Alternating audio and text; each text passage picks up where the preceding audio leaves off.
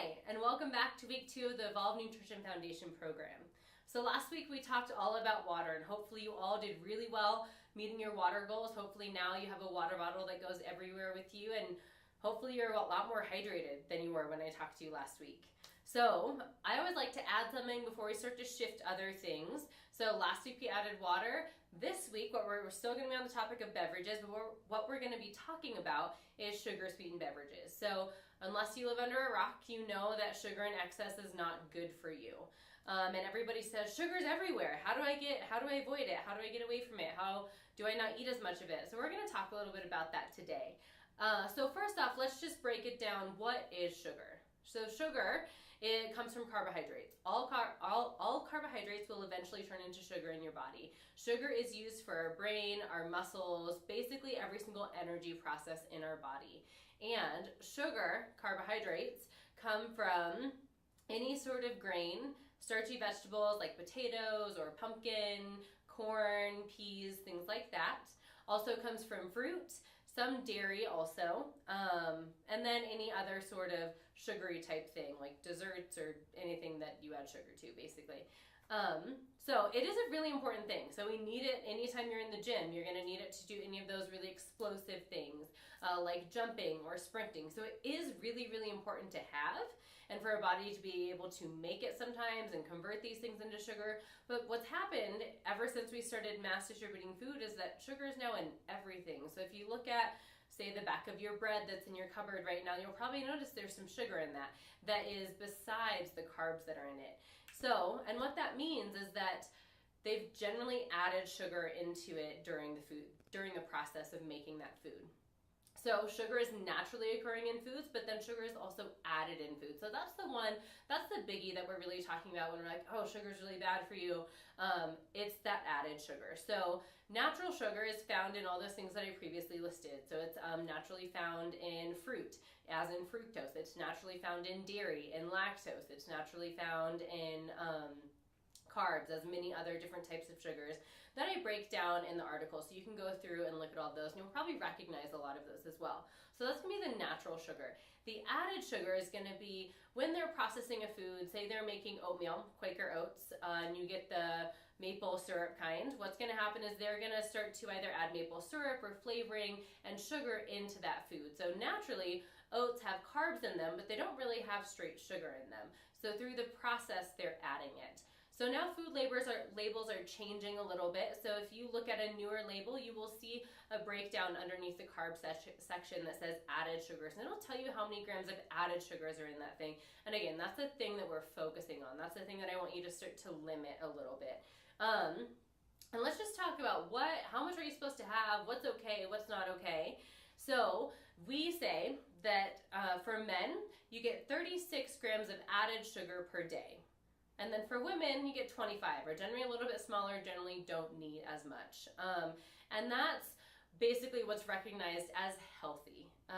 If you can get less than that, awesome, great, but generally it's kind of hard to, looking at, especially if you're eating some normal, more processed foods sometimes. So what does that look like in real form? So let me just write this down real quick. So men have a bank of 36 grams added sugar per day. Women get 25 grams added sugar per day. So let's just look at some common things that may have sugar in them. So let's look at like a 20-ounce Coke. So not a can, but a 20 ounce in one of the plastic bottles. So 20-ounce Coke, that's going to have 65 grams of added sugar because everything is added to it in that process. So looking at that, that's basically double of what you would get in a day, and not including other foods that you may be eating also. Let's look at like a Arizona iced tea. So kind of the bigger ones are generally pretty big, but in that whole thing, there's 72 grams. That's a whole lot. So basically 3 times what women need, more than double of what men need. So that's a ton of sugar. And then let's look at something that maybe we think is probably normally deemed pretty healthy. So a Green Machine Naked Juice.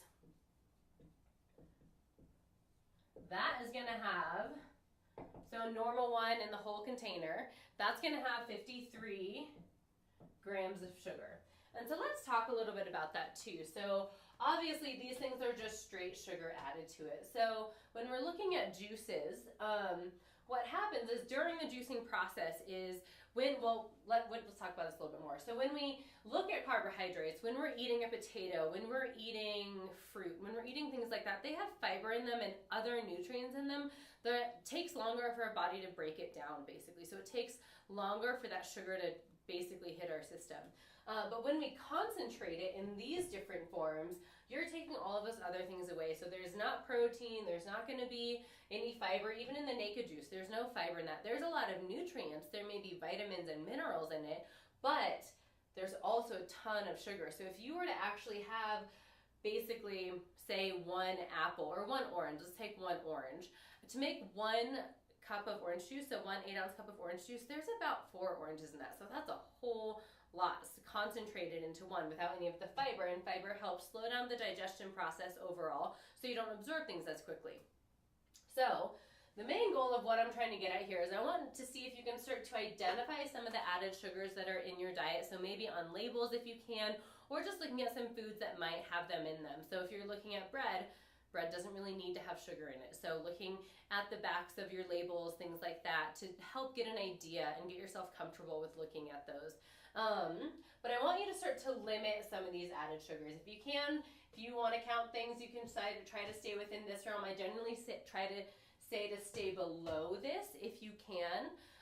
But our main goal this week, not only is it going to be to continue drinking water and meeting your water goal every day, but it's going to be to eliminate sugar-sweetened beverages. So for a lot of us, it's pretty easy. A lot of us maybe don't drink a whole ton anymore, especially if we're already in the health mindset. We probably aren't drinking a whole ton. But looking at some of these things that you may be deeming as healthy, that maybe just have a ton of sugar in them and you're not even really thinking about it. So for the next week, I want you to eliminate all the sugar-sweetened beverages in your diet right now and just see what it's like. If you need something else to spice up your life that's not water, try a LaCroix, try fizzy water, try some flavored water, put some lemon in it. Do anything like that to help give it a little bit more oomph. So let me know if you have any questions. Let me know how this is going for you. Is it really hard? Is it really easy? Let me know your experience, and I will see you all next week.